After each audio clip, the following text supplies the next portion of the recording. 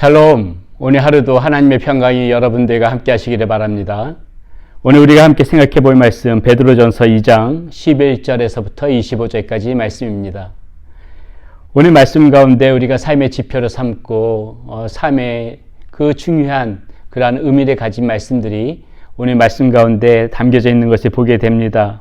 사도 베드로가 우리에게 어떤 것들을 권면해 주는지 오늘 말씀 가운데서 찬찬히 저와 여러분들 생각해 보면서 그 말씀대로 순종하면서 살아갈 때 오늘 하루도 우리 주님께서 여러분들과 함께 하시고 우리들이 지켜줄 것을 믿습니다.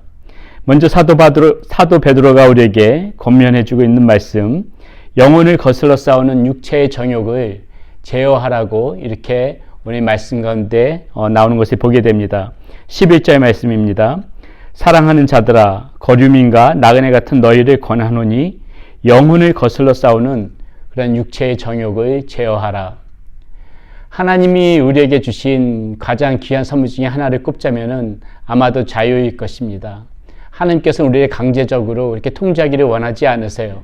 하나님께서는 우리에게 자유를 주심으로 우리가 그 자유를 가지고 나의 짓을 하면서 하나님께 영광을 올려드리고 하나님께 순종하며 하나님의 기쁨이 되는 그러한 삶을 살기를 원하십니다. 하나님께서 우리를 로봇처럼 조종해서 하나님의 마음대로 살게 하는 것이 아니라 우리가 자발적으로 이렇게 하나님의 뜻에 순종하면서 살아가는 것을 하나님은 기쁘게 생각한다는 것입니다. 오늘 말씀 가운데서도 16절에 이렇게 나옵니다. 너희는 자유가 있으나 그 자유로 악을 가리는 데 쓰지 말고 오직 하나님의 종과 같이 하라. 이렇게 하나님께서 우리에게 주신 자유를 가지고 하나님의 그런 뜻에 맞는 그런 삶을 살아가라고 이렇게 권면해 주고 있는데요. 그런데 우리는 종종 이 자유를 가지고 남용할 때가 많이 있습니다. 하나님의 뜻 가운데 살지 못하고 이 자유를 가지고 방탕한 가운데에 그렇게 죄의 길로 종종 빠지게 되는 그런 우리의 모습을 보게 됩니다. 사도 바울도 이 문제 때문에 참 괴로워했던 거 여러분 기억하시죠? 로마서 7장에 보면은 사도 바울이 무엇을 탄식합니까? 내 마음 가운데서는 그 하나님의 주신 자유를 가지고 하나님께 영광을 올려드리고 하나님의 기쁨이 되는 그런 생활을 하고 싶지만은 또 다른 내 마음의 한 법에는 이 육체의 법, 이 정욕의 법이 자꾸 자신의 그 죄의 법 가운데로 끌고 가는 것을 목격하게 된다. 이것을 탄식하지 않습니까? 이것이 너무 괴로워서 사도 바울은 이렇게 얘기하지요. 오호라 나는 공고한 사람이로다. 이 사망의 몸에서 누가 나를 건져내랴. 이렇게 우리는 하나님께서 이 주신 자유를 가지고 이렇게 올바로 선용하지 못하고 죄의 법에 종종 넘어지는 것을 우리도 목격하게 된다는 것이지요. 여러분, 우리가 이 육체의 정욕을 제어하기 위해서 이렇게 힘든 육체의 그런 정욕을 제어하기 위해서 우리가 육체를 연단하는 것도 굉장히 중요하지만은 그러나 거기에도 한계가 있습니다. 우리가 이 육체의 정욕을 그나마 제어하고 이길 수 있는 방법은 무엇이냐면요. 우리가 평상시에 이 경건의 능력 이것을 기르도록 힘써야 됩니다. 경건을 훈련해야 돼요. 경건은 연습입니다. 이 경건을 자꾸 연습하고 이 경건을 자꾸 우리가 훈련함으로 말미암아 우리가 이 경건의 능력을 가지고 그나마 육체의 정욕을 제어할 수가 있는 것입니다. 그래서 디모데전서 4장 8절에 무엇이라고 얘기합니까? 육체의 연단은 약간의 유익이 있으나 경건은 범사에 유익하니 금생과 내생에 약속이 있느니라. 이렇게 이야기해주고 있습니다. 여러분, 우리가 육체의 정욕을 거슬러서 이렇게 싸워나가기 위해서는 오늘 하루도 저와 여러분들이 부단히 이 경건의 연습을 해서 경건의 능력을 기를 수 있도록 우리가 그렇게 오늘도 경건을 어떻게 쌓을 수 있는지 그 훈련 방법을 생각하면서 오늘도 우리가 경건에 힘쓰는 그런 저와 여러분들이 되어야 되겠습니다. 두 번째 우리에게 사도 베드로가 권면해 주는 그런 그 말씀은요. 우리의 행실을 선하게 가져가라고 이렇게 권면해 주고 있습니다. 12절에 보면 이렇게 나옵니다. 너희가 이방인 중에서 행실을 선하게 가져 너희를 악행하다고 비방하는 자들로 하여금 너희 선한 일을 보고 오시는 날에 하나님께 영광을 돌리게 하려 함이라. 이렇게 이야기하고 있죠. 우리가 정말 선한 일에 힘써야 된다는 것입니다. 우리의 이 선한 모습을 보고 믿지 않는 사람들이 하나님께 영광 올려드리는 그러한 날이 올 수 있도록 우리는 부단히 이렇게 선한 일을 힘써야 된다고 사도 베드로는 이야기하고 있는 것입니다.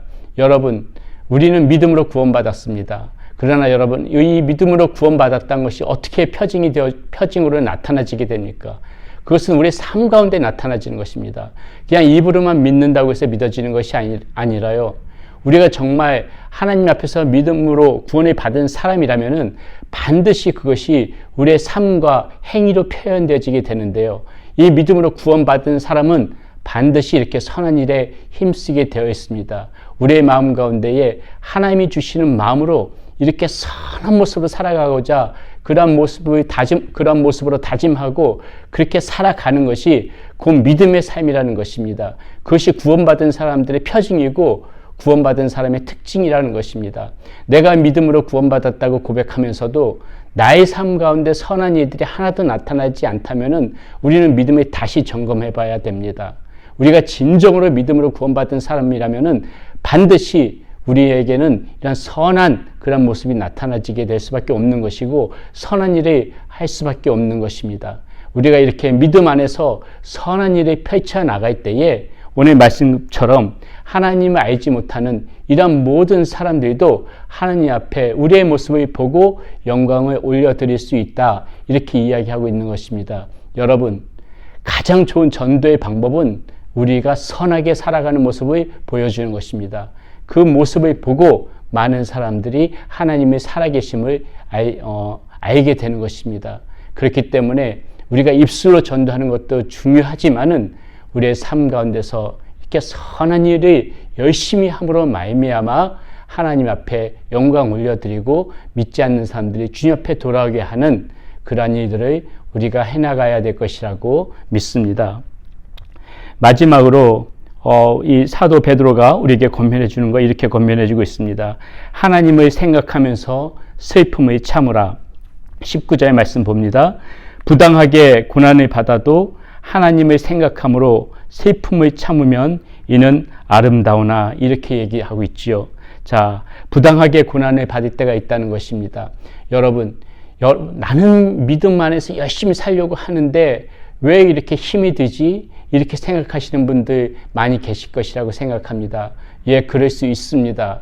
믿는 사람들이라고 해서 고난이 피해가는 것이 아니고요.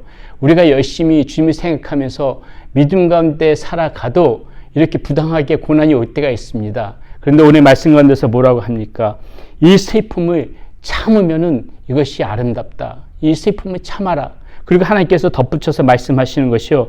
이것이 하나님께 아뢰라는 것입니다.